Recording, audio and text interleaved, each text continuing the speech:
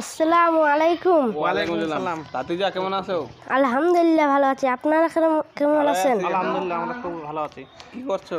কি করব বলছি আঙ্কেল, আপনারা দুটো আঙ্কেলে বসে আছেন, কিন্তু এভাবে কি লুঙ্গি আর প্যান্ট পরা জায়েজ আছে? নাই তো, আপনারা কেন পরছেন এভাবে? কে বললো যাস নাই? আমার বললো একটা কাকু ছিল, ও শিক্ষিত, আমাকে বললো যে এভাবে পড়তে হয় না, জায়েজ নেই, এগুলো পড়তে হয় না। তোমার কাকু এখন কোথায় আছে?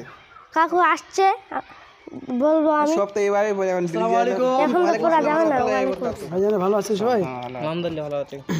তারপরে কি করছিলেন এখানে আপনারা? এখানে বসে আছি। আমার ভাতিজা আসলে বলছে কি বলছে? আমি গেম টেম খেলছি না, মোবাইল দেখছিলাম।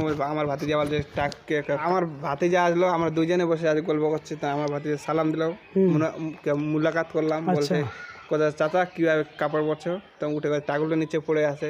তোমার কে বললো? আমার কাকা। কাকাকে দেখে আনো। আচ্ছা, ও আমাকে তো ডাকতে যায়নি, আমরা আসলে এই পথ দিয়ে হাঁটছিলাম। ঠিক আছে, মোবাইলটা একটু বন্ধ করুন আপনারা। তো আপনারা কি প্রতিনিয়ত মানে প্রতিদিন কি এইভাবে টাকুনের নিচে কাপড় পরেন? সবসময়। আচ্ছা, তো এইভাবে তো টাকুনের নিচে কাপড় পরতে হয় না। আপনার মুসলিম হিসেবে দায়িত্ব হচ্ছে আমাদেরকে টাকুনোর উপর কাপড় পরতে হবে।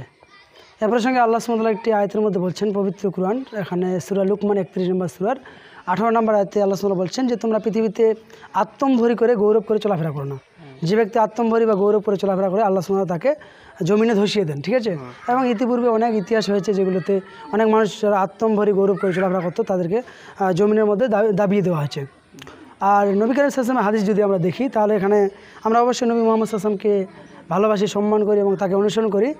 তিনি বলছেন যে যে ব্যক্তি তার প্যান্টকে বা যে কোনো কাপড়কে টাকুর নিচে যদি ঝুলিয়ে পড়ে, সেই ব্যক্তিকে আল্লাহ সুবহানাহু ওয়া তাআলা কাল কিয়ামতের মাঠে রহমতের দৃশ্যে তাকাবেন না। তাহলে আমাদেরকে যদি রহমতের দৃষ্টিতে না তাকায়, তাহলে সেটা কেমন হয়? তাহলে তো আমরা অবশ্যই নিস্তার পাবো না, অর্থাৎ সেই কিয়ামতের বিভীষিকাময় অবস্থা থেকে আমরা পরিত্রাণ পাবো না। তো আপনারা কি যেন যুক্তি বললেন যে সমাজে সবাই এইভাবে পড়ছে, আমরা এইভাবে পড়ছি, আমরা তো জানি না যে টাকুর উপর পড়তে হয়। আচ্ছা, আসলে সুপ্রিয় দর্শক ও শ্রোতা মণ্ডলী, বেশিরভাগ সমাজেই আমরা দেখতে পাচ্ছি 99% যুবক এবং প্রাপ্তবয়স্ক ব্যক্তিও যারা বেশিরভাগই টাকুর নিচে কাপড় পরে। আমরা হয়তো অনেক ক্ষেত্রে জানি না টাকুর নিচে কাপড় পরা এটা ইসলামের দৃষ্টিতে একটা মহা অপরাধ, এবং এই কারণে আমাদেরকে আল্লাহ সুবহানাহু ওয়া তাআলা কাল কিয়ামতের মাঠে রহমতের দৃষ্টিতে তাকাবেন না। এবং একটি হাদিস রয়েছে, রাসূল সাল্লাল্লাহু আলাইহি ওয়াসাল্লাম বলছেন যে যে ব্যক্তি তার প্যান্টকে বা যে কোনো কাপড়কে টাকুর নিচে ঝুলিয়ে পড়ে, সেই ব্যক্তি জাহান্নামী, অর্থাৎ সেই ব্যক্তি জাহান্নামে যাবে। তাহলে আমরা বুঝতে পারলাম আমার যে ভাস্তা গোলাম রাব্বানি যেটা বললো, আপনাদেরকে যেটা বলেছিল যে টাকুনের উপরে মানে কাপড় পরতে হয়, এটা কিন্তু অবশ্যই ঠিক বলেছিল, আপনারা হয়তো জানেননি। হ্যাঁ, তা আজ থেকে জেনে গেলেন। এবং অনেক দর্শক শ্রোতা মণ্ডলীকে আপনারা কি অ্যাডভাইস দিতে চাইছেন, কি উপদেশ দিতে চাইছেন যারা দেখছে আপনাদেরকে এই মুহূর্তে? দর্শক মণ্ডলী, ভাই ও চাচা, বন্ধুরা, আমরা জানি না টাকুলোর নিচে পড়া জায়েজ নাই, এখন টাকুলোর উপরে পড়তে হবে। সবাই সবাই সবাই যেন নিয়ত পালন করেন ইনশাআল্লাহ। সালাম ভাই। আসসালামু আলাইকুম ওয়া রাহমাতুল্লাহি ওয়া বারাকাতুহু। উপরে কাপড় পরবো, এবং যারা আপনারা দেখছেন আপনারা অবশ্যই আপনাদের প্যান্টকে বা যে কোনো কাপড়কে টাকুনের উপরে পরবেন।